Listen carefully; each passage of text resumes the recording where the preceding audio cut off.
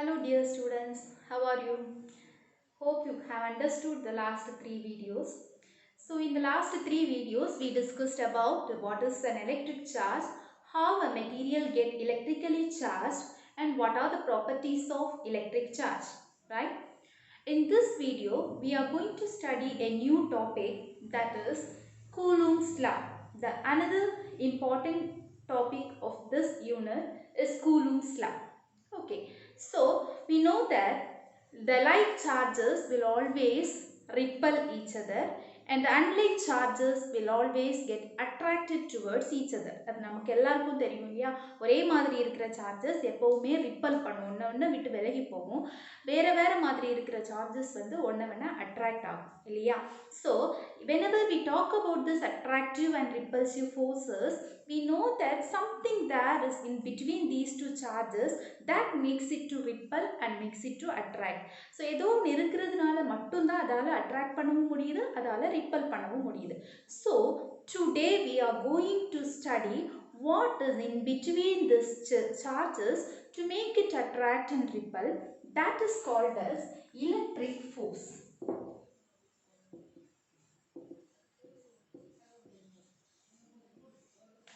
So this force makes the charges to attract or repel.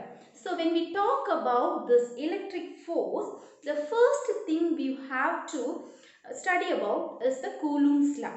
Okay, so this law is named after the famous scientist Coulomb. So it is named as Coulomb's law.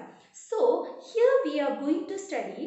So this law tells about how the electric force is related to the charge, right?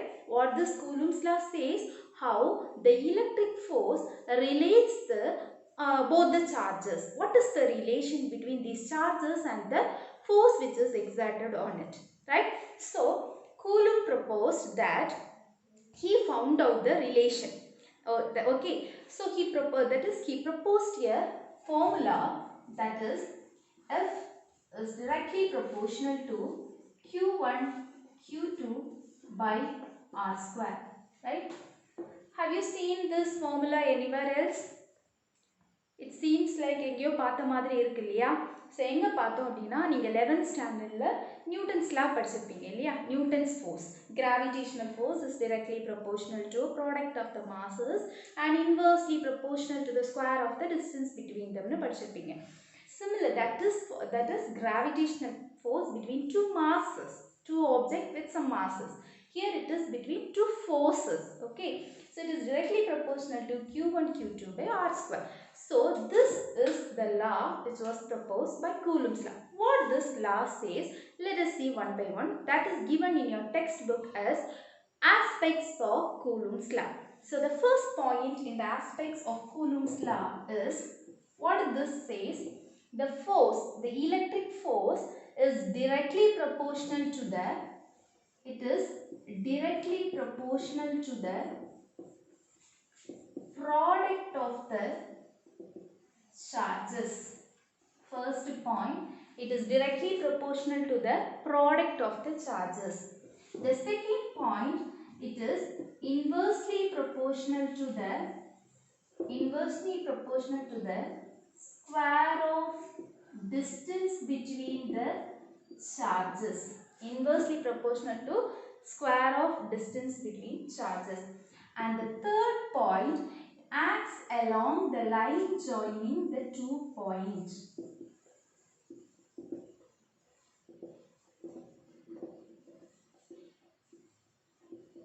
Okay, so what this law says, he says that this force, electric force, is directly proportional to the product of the charges, inversely proportional to the square of the distance between the charges, and it also acts, the unit vector acts along the line joining the two points.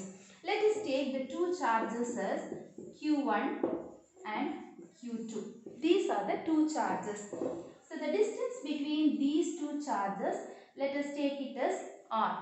Okay, so என்ன சொல்ல வராங்க அப்படின்னா, இதாவது இந்த distance உங்களுக்கு increase ஆக, okay, if the distance increases, electric force will decreases. நமக்கு தெரியும் இல்லையா, இப்போ 2 பேர் நம்ம ஃப்ரெண்ட்ஸ் இருக்கோம், ரொம்ப தூரத்துலேருந்து பேசுகிறோம் அப்படின்னா அவங்க பேசுகிறத நம்மளால் கேட்க முடியாது. இதுவே பக்கத்தில் வந்துட்டிங்கன்னா உங்களுக்கு ஈஸியாக கேட்கும். அதே தான். So if the distance between these two charges increases, attraction, force of attraction or repulsion, it will decrease. Okay. So if the two charges are closer to each other, the force of attraction will be increasing. Also the force of repulsion may be also increases. Similarly, if the magnitude of the charges, okay, if the magnitude of these two charges, அதோட ப்ராடக்ட்டை நம்ம பார்க்கும்போது அது increase ஆச்சுன்னா உங்களோட force value increase ஆகும். அந்த product value, that is the magnitude, product of the magnitude decrease ஆயிடுச்சு அப்படின்னா ஃபோர்ஸும் டிக்ரீஸ் ஆகும். This is the relation found out by coulomb.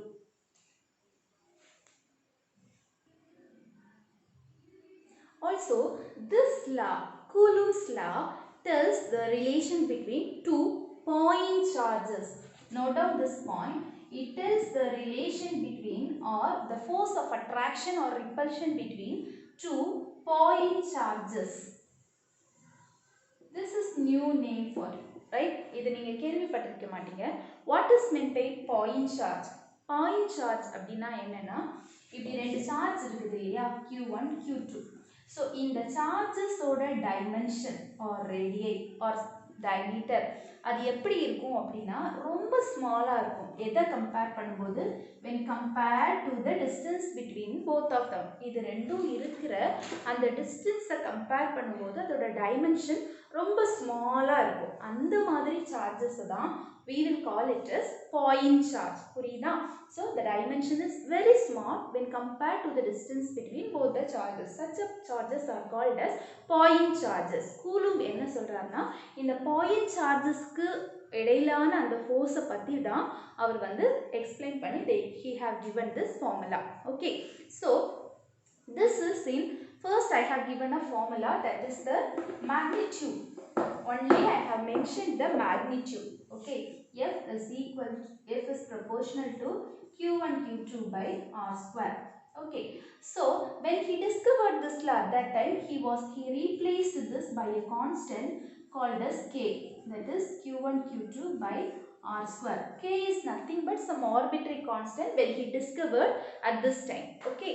So after later experimentally they have find out the value of K as something else. I will discuss it. Now F is equal to K Q1 Q2 by R square. This is the magnitude. Whatever the direction may be, here we are not considering the direction, it is only about the magnitude. Okay. So when we represent it in vector form, we have to represent the direction also. Let us consider two charges are here. This is Q1 and this is Q2. Okay. They are at a position R1 from this point and this is at a position R2 from this point. The distance between these 2 points are given as R12. Okay. Understood? This is by using triangle law. Already you have studied in 11th standard. So this is the distance R12. So now I can calculate the force exerted. Here in two ways the force can be exerted. ரெண்டு வேல force exert ஆகலாம். Q1 ல exert ஆகலாம் because of Q2. Q2 அதை இழுக்கிறதுனாலயோ இல்ல அதை ripple பண்றதுனாலயோ Q1 ல Q2 னால ஒரு force exert ஆகலாம். That is force on Q1 due to Q2. That is force on Q1 due to Q2. Okay. That can be written as K Q1 Q2 by, what is the distance between these two? That is R12, which is at a position R12 cap. This is the unit vector. Okay. So this is F12. Similarly, we can write F21 as, that is force on 2 due to 1. Force on 2 due to 1 can be written as K. The charges are Q1 Q2 divided by, this can be written as R21 square into R21 cap. Okay.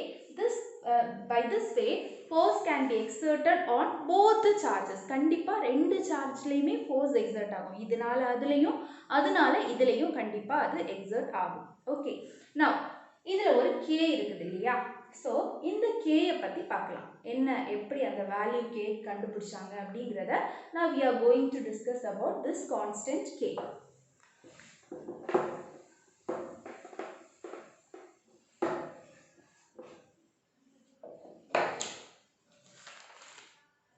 Okay, so as I already told, when the Couloumb's law was discovered, the K was just an arbitrary constant. After that, experimentally, it was found that the value of K is found to be 1 by 4 pi epsilon naught. சரியா? என்ன கண்டுபிடிச்சாங்க? எக்ஸ்பெரிமெண்டலா K யோட value 1 by 4 pi epsilon naught இருக்கும் அப்படின்னு கண்டுபிடிச்சாங்க. So this is epsilon naught. So what is this epsilon naught? It is nothing but permittivity of free space. Permittivity of free space. சரியா? ஒரு free space ஓட permittivity தான் epsilon naught. Permittivity புது நேமா இருக்கு இல்லையா? கொஞ்சம் கஷ்டமா இருக்கும். ஆனா இந்த permittivity பத்தி நம்ம 3rd யூனிட்ல கிளியரா படிப்போம். அப்போ நான் உங்களுக்கு இன்னும் அதை கிளியரா எக்ஸ்பிளைன் பண்றேன். இப்போதைக்கு அது தேவையில்லை அப்படின்னு நினைக்கிறேன். So this is nothing but ஒரு ஃப்ரீ ஸ்பேஸோட permittivity தான் நம்ம epsilon naught அப்படின்னு சொல்றோம். So when we substitute this value, the permittivity of free space is given as it has a constant value that is 8.85 into 10 to the power minus 12 Coulomb square Newton power minus 1 meter power minus 2. So this is the value of epsilon naught. Now you just substitute this value. In the value inga substitute பண்ணீங்க அப்படினா you will get the K value as 9 into 10 to the power 9. 9 into 10 to the power 9 Newton meter square Coulomb per minus 2 அப்படினு கிடைக்கும். சரியா? So இதில போட்டு இப்போ உனக்கு K யோட value it is taken as 9 into 10 to the power 9 Newton meter square Coulomb power minus 2. So இந்த value any நம்ம வர்ற இந்த யூனிட் ஃபுல்லாவே we will use this value. So be by heart this value if it possible. Okay. So now you are thinking how I can remind this yes that is units எப்படி இதெல்லாம் மைண்ட்ல வச்சிருக்கிறது அப்படி யோசிக்கலாம் இல்லையா? It is very easy. I will tell you. We have studied that F is equal to K Q1 Q2 by R square, right? So what is K? K is equal to F R square by Q1 Q2, right? So what is the SI unit of force? Newton. What is the SI unit of R? That is radius, meter. Radius square, meter square. So SI unit of Coulomb. I already forgot to tell in the last slide. The SI unit of charge is Coulomb. Okay, because it was found out by the scientist Coulomb, we should name it as Coulomb. So also you remind that here we are using Newton, Coulomb, everything in capital letter, right? The reason behind that is this is named after this is named அதாவது இது வந்து ஒரு scientist ஞாபகார்த்தமா இத வச்சிருக்கிறதுனால so எங்கெல்லாம் scientist name வருதோ அங்க நம்ம caps தான் யூஸ் பண்றோம். Okay, so this becomes Q1 Coulomb, Q2 also Coulomb, so Coulomb square. By this we can write it as Newton meter square Coulomb power minus 2. Understood? Similarly this one also we can write it as, from this we can write epsilon naught is equal to 1 by 4 pi K, right? So what is K? What is the unit of K now? Newton meter square Coulomb power minus 2. So 1 by Newton meter square Coulomb power minus 2. So we can write, when we take it up, we can write Newton power minus 1 Coulomb square meter power minus 2, right? Understood? So it is very easy, no need to by heart. Okay, so this is about these are all some of the aspects of Couloumb's law. Some more aspects are also there. And the next aspect is, suppose two charges Q1 and Q2.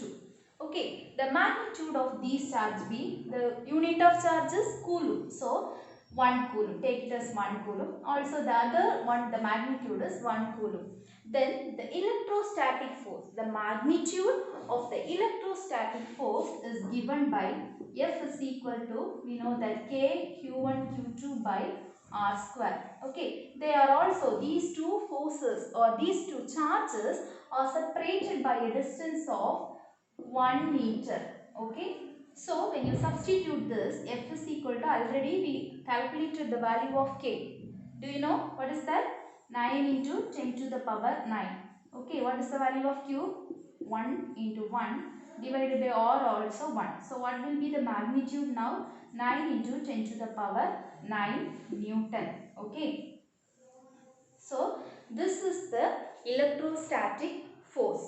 Understood? If the charges are having magnitude 1 and also separated by a distance of 1 meter, the magnitude of the force, அதுக்கு ரெண்டு, அதாவது இந்த ரெண்டு சார்ஜோட value 1 metre தூரத்தில் இருக்குது அப்படின்னா இதுக்கு ரெண்டுக்கு இடையில டெவலப் ஆகக்கூடிய அந்த எலக்ட்ரோஸ்டாட்டிக் ஃபோர்ஸ் அப்படிங்கிறது எவ்வளோ இருக்குமா? 9 into 10 to the power 9 Newton இருக்குமா?